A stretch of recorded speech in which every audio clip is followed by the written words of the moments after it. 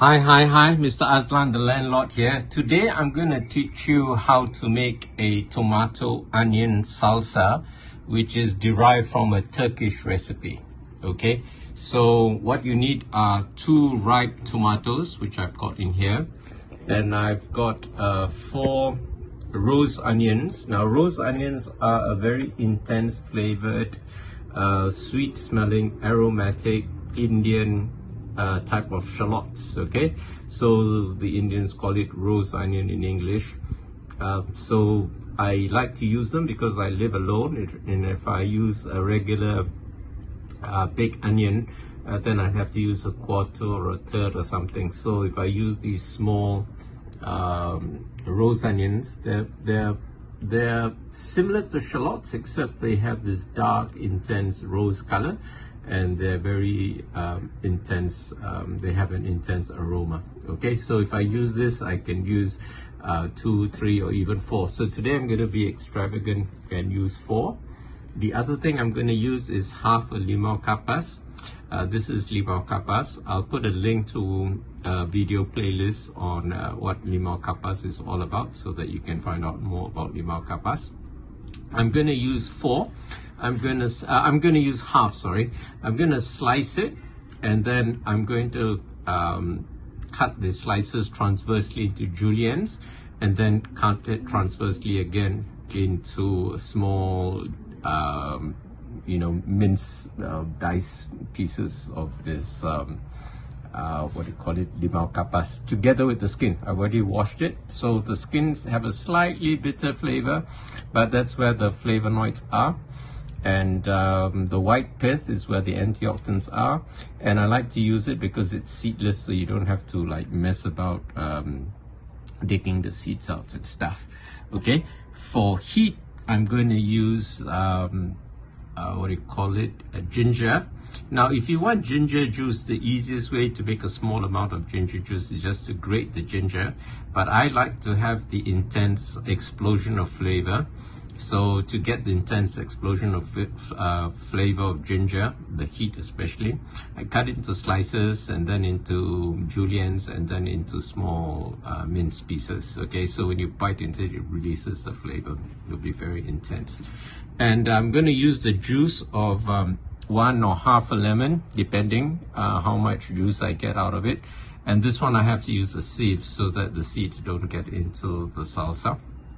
And seeds can be quite bitter. Okay, and instead of salt, I'm going to use my super seaweed. Okay, this is my super seaweed here. So what happens is, after I mince the rose onions and mince the tomatoes, I'm going to put the super seaweed, which has some salt in it, plus other minerals and antioxidants and omega-3, DHA, whatever else. Anyway, the salt will draw out the juices from both the onion and the tomatoes, and you should allow it to mix for 20 minutes in the refrigerator. And then the mixing of the juices actually takes the salsa to the next level. Okay, now to add some added heat to the salsa, I'm going to put a few dashes of my chaat masala. Okay, this is my chaat masala here. Less is more. My chaat masala is very intense in flavor, so don't go overboard with it. Put a little first, and if you can handle it, then you can put a little bit more. Now, the other thing I'm going to put is a vegan Worcester sauce, which is a JB Worcester sauce here.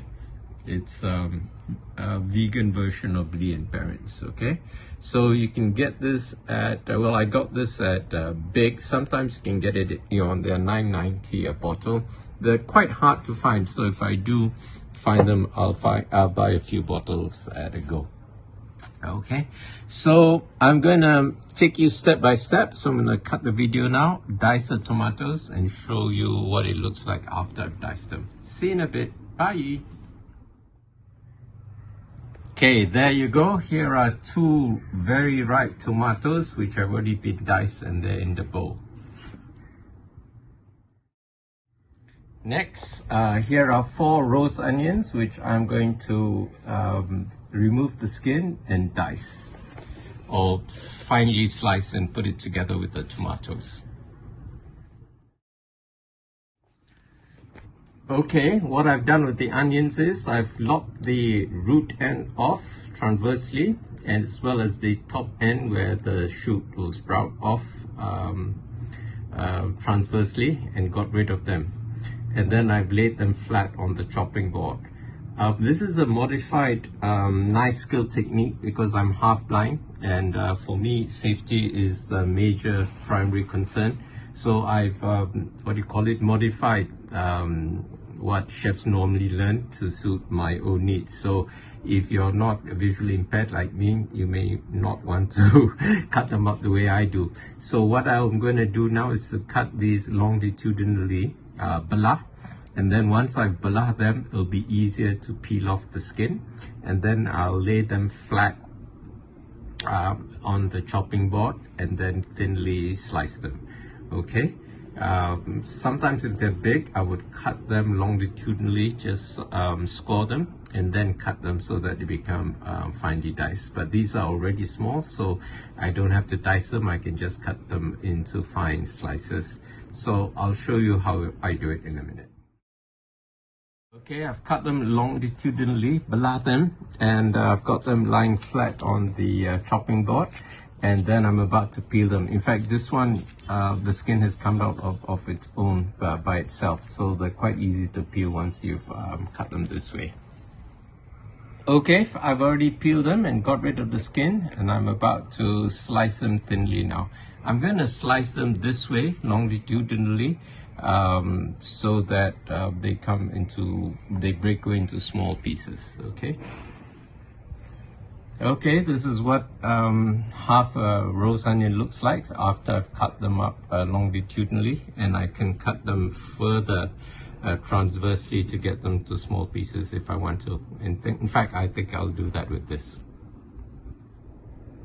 Okay, this is what it looks like after I've kind of minced them up. So it was quite tedious to do, so I'm not going to bother with the rest. I'm just going to slice the rest longitudinally and not bother cutting the slices transversely.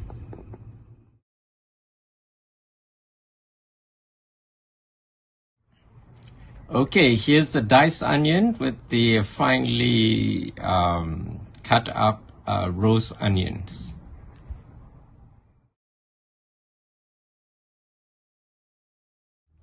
Okay, here's the limau kapas. I've cut it into slices, and I'm going to use half of the limau kapas. That should be enough.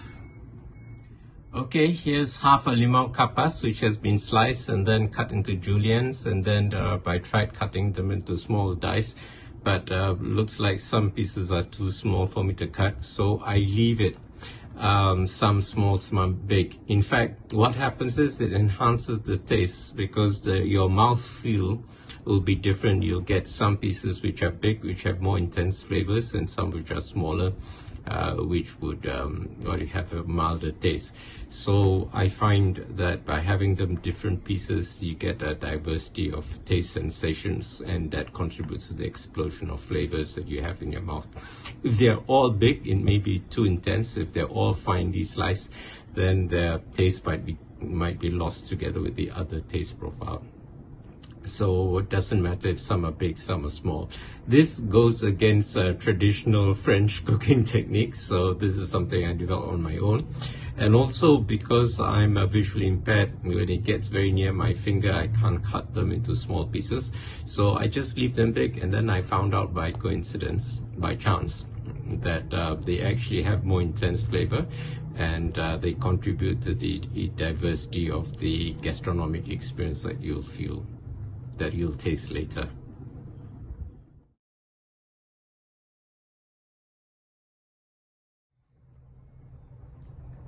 Okay, I almost forgot to mention this garlic. So I've got 2 cloves of garlic here, which I've peeled, and I'm about to press it in my garlic press, which I got from IKEA. Sorry, this is not a garlic press, it's a can opener. Okay, this is the garlic press. Sorry, my vision is not perfect, so Okay, so this garlic press is quite interesting device. It's got 3 hinges, and it's what do you call it? It's really handy for getting the garlic into small pieces and pressing it so that the oil comes out. And there are actually 2 chemicals in garlic which need to combine, 2 precursor chemicals that need to combine to become allicin or something. I can't remember exactly. I've got a video about this.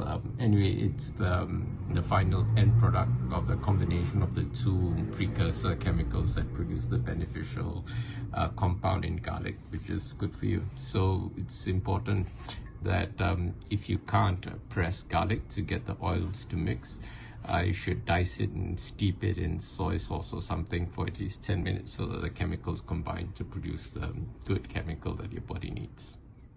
Here's the salsa, and I've pushed it aside so that you could see the amount of juice that's come out. Okay, I've had a taste. It's very intense ginger taste, quite heaty, so when you eat it with the sweet tomatoes, it's going to be a lovely explosion of flavors. I've decided to make another video to show you more clearly. I've turned it round so that you could see how much juice has come out from the onions and tomatoes, okay? But it's actually quite a lot here, all right? And it's quite spicy in flavor.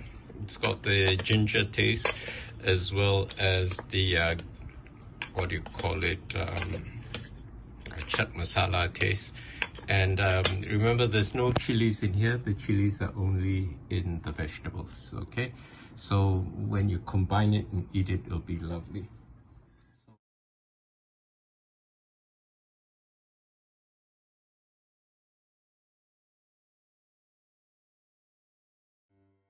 If anything in this video resonated with you, be sure to like it, share it with your friends, leave a comment, and as always, don't forget to subscribe.